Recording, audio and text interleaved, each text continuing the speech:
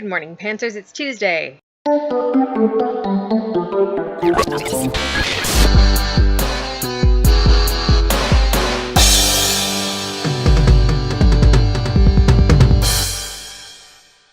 And as Oliver mentioned, it's also April Fool's Day. I'm not really that excited about it either. I'm not a big fan of April Fool's Day. I think for me, it's two reasons. Like, number one, I'm a very accurate sort of person, and the spreading of misinformation really bothers me. Like, I want to rush in and correct it and be like, no, don't tell them that, it's wrong! You guys know this about me. And the other thing is, I just am not a big fan of pranks. I think that pranks are very often a way to be mean to somebody and like get away with it, and that really bothers me. I mean, I don't think that all jokes that people play on each other are necessarily absolutely mean-spirited or anything, but I think a lot of the time, you know, people are mean to each other and then they're like, oh, it's just a joke. I really hate the phrase, can't you take a joke? I mean, it is the worst. I also wanted to say, you know, congratulations on moving out. I don't know when that's happening exactly, but I hope it goes really well and I hope it's fun. Interesting that, you know, it so happens that you're getting ready to move out as I'm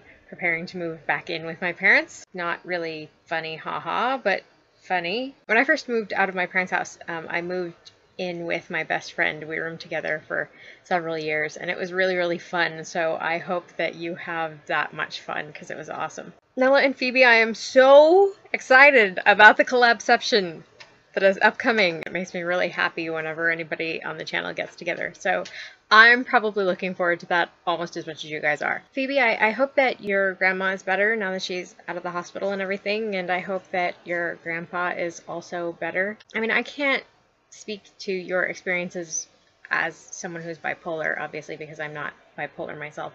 My depression is completely like unipolar. I know a lot of bipolar people and I know even more unipolar people. A really good friend of the family just spent a couple of weeks in the local psychiatric unit because she's bipolar and she had a really bad episode. There's not really anything that you can do to help, and that's rough. And it can be really scary if you've never dealt with anything like that before, or if you, like as you said, like you have known the person for a really long time and then they are suddenly behaving in a way that seems really foreign to you and it makes them seem like a completely different person.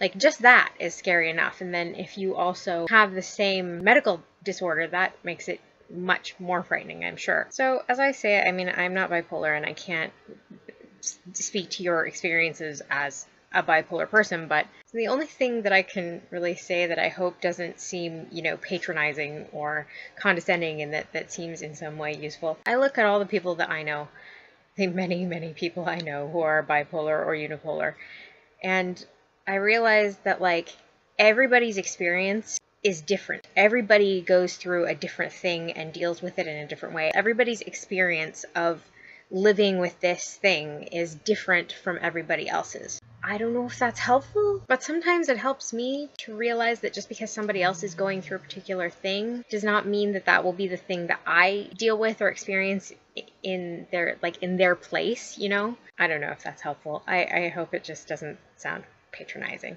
Back on the OTP question, like, you know, with Zoe asked like why people ship, and I think Phoebe's right. I think it's because we want them to be happy, and they have this relationship that seems to make them really happy, and so we want them to keep doing that thing. This is going to be like the longest video ever. We had so many people upload videos this week, and there's so much stuff I want to respond to. I'll try to be as quick as I possibly can. Nella, about the Emma read-along thing. You asked where we were in our reading, and I don't really remember where I am off the top of my head. I haven't read very much this week, and I'm a little bit behind. And plus I'm kind of jumping around between like where the show is in the book and like where I am in our read-along. So I keep going back and forth, and so I have kind of forgotten where I am and have to look at my bookmarks. I'm still interested in doing the Goodreads threads if anybody else is. In fact, I have a bunch of notes that I have been making as I've been going along. They're just like little short notes, like a sentence or, you know, 2 or 3 sentences, and they're not very in-depth. I keep meaning to like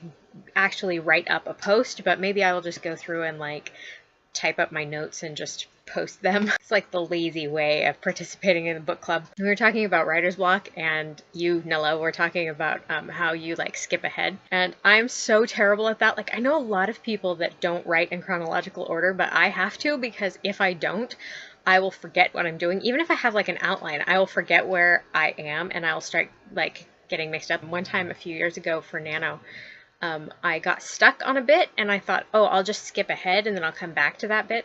So I skipped ahead, but then the next day when I went back, I tried to like go back in time to the scene before that. Only I forgot that I was going back in time. So the first part of that scene was back in time, and then like the rest of that scene as it grew, it was like referencing stuff that I had written the day before, which was supposed to be forward in time. For those of you that can go out of order, I mean, I salute you, because that's probably a really great thing to be able to do. I have to write in chronological order or I get confused.